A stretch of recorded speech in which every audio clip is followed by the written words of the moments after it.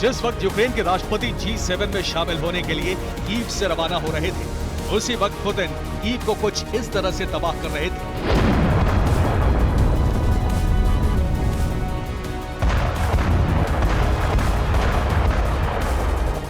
जिस वक्त Zelensky Hiroshima जा रहे थे, उसी वक्त पुतिन यूक्रेन की राजधानी को मिसाइलों से जला रहे थे। कीव से तबाही की सबसे क्लियर और क्लोज तस्वीर आई। हवा से बात करते हुए रूस की मिसाइल आई और उसने चंद सेकंड में एक मल्टी स्टोरेज बिल्डिंग को हिट कर दिया। इससे पहले भी इसी तरह कीव पर कई मिसाइलें बरसी। रूस की मिसाइल स्ट्राइक में ज़ेलेंस्की का शहर दहल गया। ज़ेलेंस्की के हिरोशिमा जाने से पुतिन इतने क्रोधित हुए हैं कि उन्होंने यूक्रेन के 10 शहरों को मिसाइलों से पाट दिया।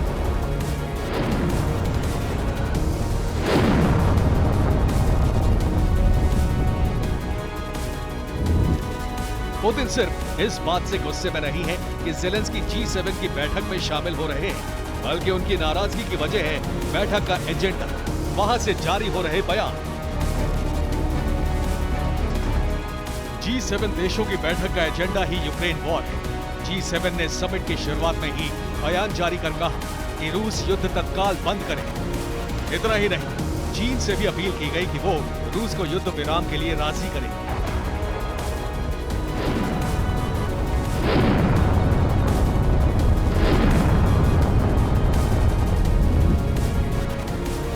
इसके अलावा G7 के कुछ देशों ने युद्ध को लेकर पुतिन की आलोचना की। क्रेमलिन और उसकी सेना इससे इतनी भड़क गई कि यूक्रेन पर ऑल राउंड अटैक लॉन्च कर दिया।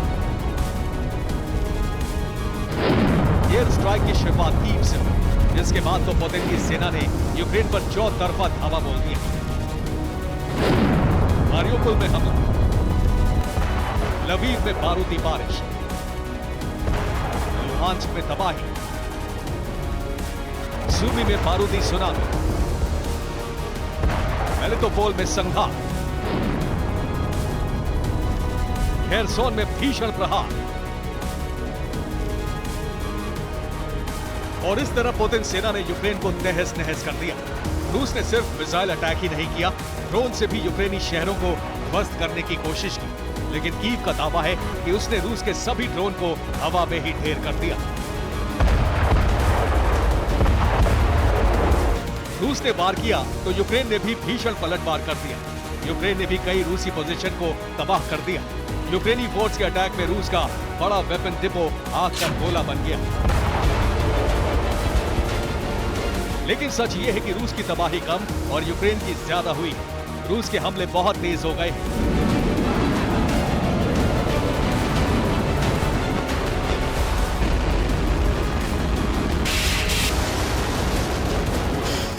इसकी वजह है G7 समिट और उसमें ज़ेलेंस्की का शामिल होना।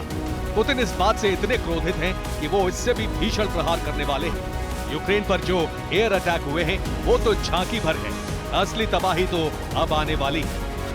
Bureau report, TV9 Bharatvarsh.